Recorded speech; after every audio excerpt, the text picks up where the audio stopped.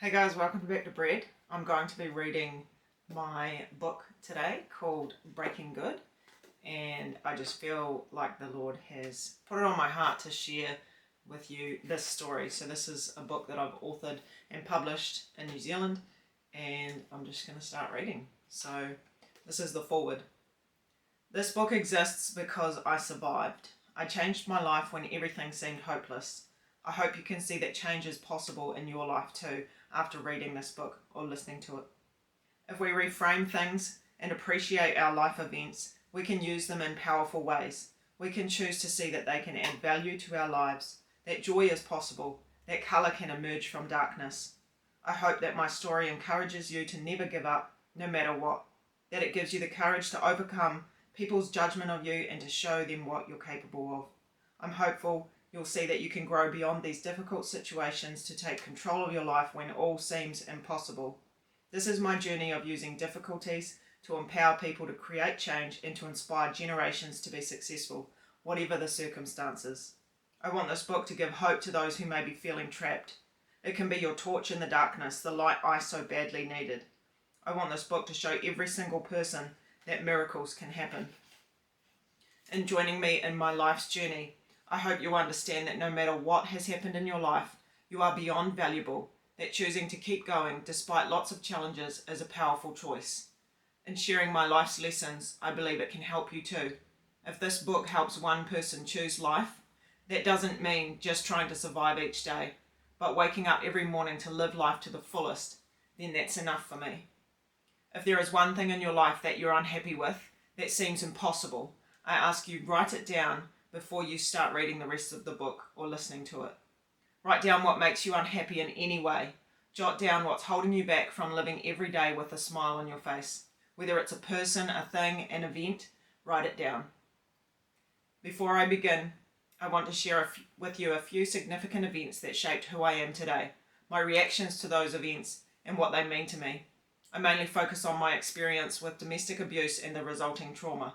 I also share how I overcame postnatal depression through all of this as well. I show you what's possible when you reframe events, look at yourself and the past differently, and put your energy into hope and positivity. A warning, this will not be an easy read or listen for some. It's ideal for those aged 16 and over. The content may trigger memories, so I want to remind you that support services are available if what you read or listen to is upsetting. Please reach out to someone if you need to. Some names have been changed to protect the privacy and identity of individuals. This book outlines my journey, so I encourage you to read or listen to it until the end. It'll be worth it.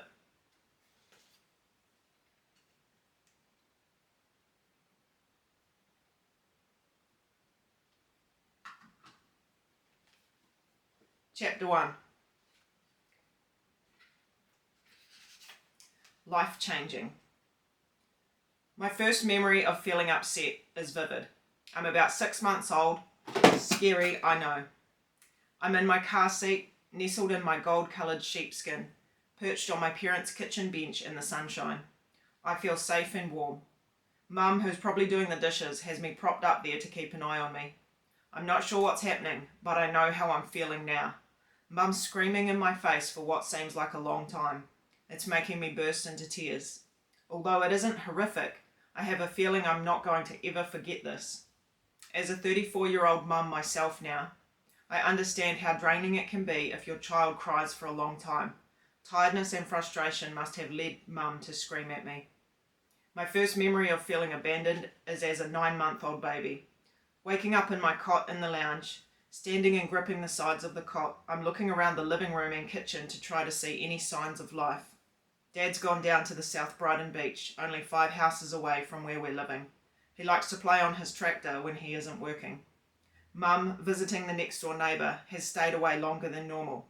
I've been crying for what seems like forever. Dad's just returned, sweeping me up in his arms, his strong grip the result of working as an engineer. The sense of relief on seeing him is something I'm feeling I'll also never forget. Neither will the feeling of loneliness slip from my memory. At 4 years old, someone touches me inappropriately, leaving me feeling abused. A friend of my parents is boarding at our house, living in the room upstairs. He's about my parents' age, towering and large. Having suffered a brain injury years earlier, he's been acting quite strangely. One day, the friend returns home, offering my older brother Jono and I some lollies. Mine are hidden inside a green dinosaur, a toy made popular on a children's TV show, Dinosaurs. For some reason, he hasn't given Jono a dinosaur, just the lollies. He seems to like little girls more. A shy 4-year-old, I'm happy to live in the shadow of Jono, who often steals the spotlight at home. He and I are playing cricket in the backyard one day when my parents' friend joins us. I'm wearing a nice pink dress, the colour of just about everything Mum dresses me in these days. The man picks me up for some reason and starts tickling me. He's done that to me other times, but this time it's different. Putting his hand up my skirt, he's tickling my bare skin. I'm not enjoying this at all. I ask him to stop, but he's ignoring me. On the verge of wetting my undies, I scream at him to stop, but he carries on, letting his unwelcome fingers crawl all over my skin. It feels nothing like Dad's touch. Mum comes charging out of the house, screaming at him. He puts me down, standing there in strange defiance of Mum. Weeping, I dart into the house. As I sprint across the deck to hide indoors, I catch a glimpse of the anger etched on Mum's face. Standing on the edge of the deck, her fists clenched. That makes me feel slightly better because I know that what he's doing is wrong and her reaction tells me as much. I lose a piece of myself in these minutes, though. My innocence leaves my body along with my tears, but the worst part about it is realizing that saying no doesn't mean someone's going to stop. That I'm visibly upset doesn't make a difference either. From that moment on, I'm afraid of large men. It'll take me a long time to shake off the fear that all large men are like that, and even to this day I have a serious dislike for anyone using their size or status to inflict pain or suffering on anyone. Not all men or boys scare me though. I've got 3 brothers and an influential male who is a South New Brighton primary school teacher. At the age of 10, Mr. Doreen, the first teacher to inspire me, makes me feel like I can do something meaningful with my life and be as happy as he seems to be. Despite this, I'm still an angry young lady. My brothers call me a psycho, and that only makes me angrier. At primary school, other students bully me almost daily because of my auburn hair, freckles, and thin frame. One day I've had enough. A bully boy trips me as I walk out of the classroom. Marching straight up to him, I push him back. He backs down. From that day, I notice the others are leaving me to have my space. Not long after that, I'm watching Joyce Meyer, a Christian preacher on TV. I like what she's saying, so I'm going to become a Christian because I'm sick of being angry and miserable all the time. I pray, asking Jesus to come into my heart, telling him I believe that he died on the cross for my sins. I ask for forgiveness for everything I've done wrong in my short life.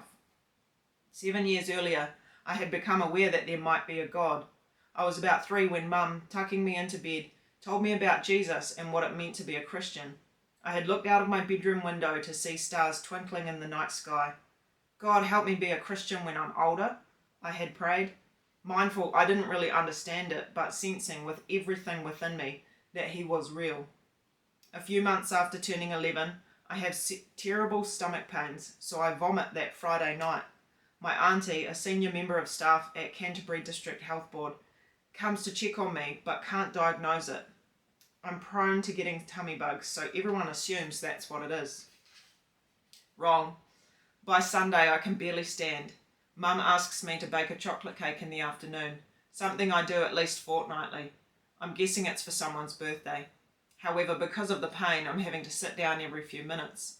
Sensing my discomfort, Mum asks me what's wrong before telling me to hurry up with the cake. She's as confused as I am. That night, I'm bent over on a 90-degree angle, struggling to stand upright. Despite having a high threshold for pain, I can't hide the strain on my face or my heavy breathing from a worried Dad. Jumping up, he yells, "F this!"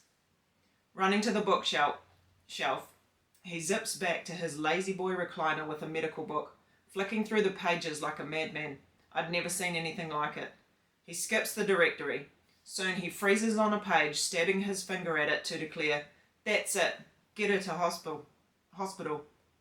He's staring at a page showing peritonitis, displaying an image of a gangrenous appendix.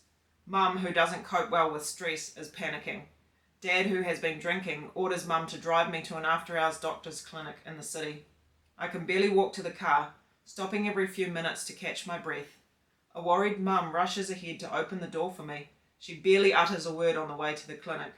Our Mazda 323 has clocked up some serious mileage, so every bump adds to my agony. By the time we arrive there, I'm hyperventilating and not coping with the pain. One look at me, the doctors push a clipboard of forms under Mum's nose to fill out. Ushering me to a room, they pepper me with questions, some just plain stupid. On a scale of 1 to 10, how bad is the pain? With 10 being hit by a bus, one of them asks. 7? Or 8? I reply. I've got no idea what it's like to have a bus hit me. The questioning expression on my face throws them off. They don't believe me. Kids, eh? I don't care about their numbers. The blood's draining fast from my face. Hey, I'm too busy trying to breathe here. A few tests later, they're still confused. They whisk me into an ambulance, rushing me off to hospital. All I can see through the mind-numbing pain is nurses in a state of panic. As I lay on my back, staring at the white ceiling of the ambulance, I try to pick an object to focus on, concentrating my energy towards it to find a sense of calm. The dangling wires and siren blaring only make my heart race more. The two rear flight cabin-like windows become an ideal distraction from the pain I'm feeling with every bump. The street lights, passing by like car headlights, illuminate and then create shadows on the inside of the vehicle. Sure, my life's in danger, but how serious is it? I haven't even made high school yet. The green uniform of a medic brushes against the jersey covering my left arm. If I ever wanted the reassuring firmness of my dad lifting me out of the baby cot, now's the time. Where are my parents? Mum's following the ambulance to the hospital, no doubt silent with worry. Dad's remained at home to look after my 3 brothers, the effects of the alcohol wearing off on him by now. The ambulance stopping jolts me out of my trance. My body tenses up again as I see the medics prepare to transfer me from the ambulance bunk to a hospital bed on wheels at the A&E department foyer. My lower abdomen is searing with pain, with the movement, reigniting in some spots to bursts of flames with spontaneous movements. Mercifully, I don't have to walk. They wheel me into the emergency room of beds with curtains. However, the medics park my bed in a corner of the room for an urgent review. An older teenager, 3 steps away, appears drunk, loudly hurling abuse at the staff. Breathe, Lisa, just breathe. In a state of heightened awareness, I try to focus on everything around me, recognizing my body's in a state of shock. Having now given birth to a baby in my adulthood, I can confirm my distress that day had been on par with full-blown labour pains. Hey, I was a sheltered 11-year-old, so everything seemed confronting to me. I desperately wanted to tell the tantrum-fueled teenager to shut up. An hour later, I needed to go to the toilet. Sitting up cautiously on the edge of my bed, I ease off it to find my feet to hobble past the screaming lunatic. Girl, oh girl, am I giving her the death stare. It works like Bonjela gel for teething babies. Eventually, the nurses find a bed for me in Ward 22, a children's acute area, where someone keeps a tab on me every 2 hours. Painkillers are a no-no, so nurses wake me up 2 hourly with questions to ensure I'm still alive. The early diagnosis is that it's a burst appendix. I learnt later that throwing up that Friday night was the moment my appendix had bailed out. 48 hours later, they're telling me I'm not going to be under a surgeon's knife until 10:30 a.m. the next day. The following morning, I wake up in terrible pain. Mum's hovering around my bed, but I find it hard to muster energy to respond to her questions or engage in a conversation. Hang in there, Lisa, Mum says, delicately resting her hand on my arm. Surgeon's busy. Another couple of hours, they reckon. I can't respond, instead watching worry wash over her face. As Mum walks away from my bed towards the doorway of the room, weakness starts taking hostage of my body. I'm not sure I can wait that long. That's when it happens. In the blink of an eye, I'm looking down at myself from the ceiling, lying in the bed. Shivers. This isn't right, I think. My lips pursed, throat dry and eyes wide shut. Strange is putting it mildly. It's more like the unknown mixed with fear. I'm in 2 places at the same time. Just as suddenly, I'm back in my body, eyeballing the raised foot at the end of my bed. Phew. Now that's freaky. I sense a presence in the room, like an angel, Not the white dove-winged like ones come to take me away. No, more like the black angel of death that people talk about. Something tugs at my chest, like a rope drawing the spirit out of my body. Suddenly, loneliness invades my soul. Helplessness adds to the chaos. I can't speak or move, but a voice in my head's alive. I seize it. God, help me. The tugging subsides, the panic vanishes. The uninvited energy at the end of my bed flies away just as fast as it had appeared. My lungs find their rhythm again. Mum walks back into the room, gliding around my bed again, but I can't share my relief with her. Frustrating. I wake up to the discomfort of a tight plaster covering a needle in my hand. I'm not sure what broke my sleep, the morphine drip hook up, or the chatter of a nurse and Mum at the end of my bed. A nurse hands me a lemonade ice block to moisten my chapped lips. The chilled confectionery is a godsend, a divine distraction from 60 hours of physical and mental torture. I soon find out the operation had taken far longer than expected. The surgeon tells us they've had to scrape my intestines, stomach, and all around that area to remove poisonous lumps of gangrene.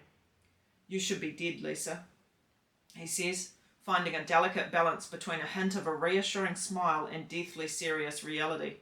Words fail me. None required. Gangrene, I find out, often robs a person of a limb, but mercifully it isn't an option for me. The massive scar tissue takes a solid 6 months to recover from. It destroys my sporting ambitions. The long-distance race and high jump event are mine for the taking at school that year, but I must let go of that dream. I decline the assistance of the morphine button on day one, preferring to endure the bearable discomfort and ignoring the pain. The nurses are obviously worried, a young one telling me off. Spotting my skinny, naked legs jutting out from under the blanket, Nurse Nikki finds an excuse to hit me below the belt. You slut, she spits venomously. Cover your legs. My cold stare makes no difference to her.